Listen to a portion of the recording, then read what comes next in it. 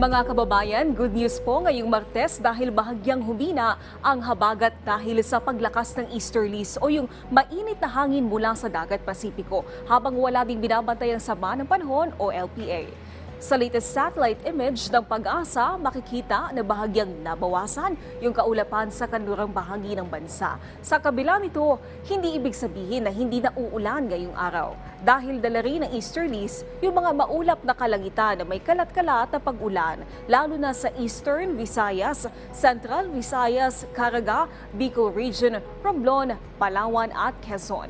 Habang ang Metro Manila at nalalabing bahagi ng bansa ay maring maapektuhan ng localized thunderstorm.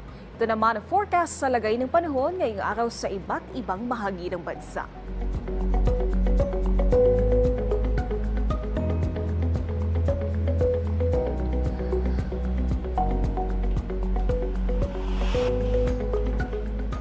At bagamat walang nakataas na gale warning sa anumang baybayin sa bansa, iba yung pag-iingat pa rin po sa mga maglalayag tuwing may umiiral na malakas na pag-ulan. Narito naman po ang update sa mga dam.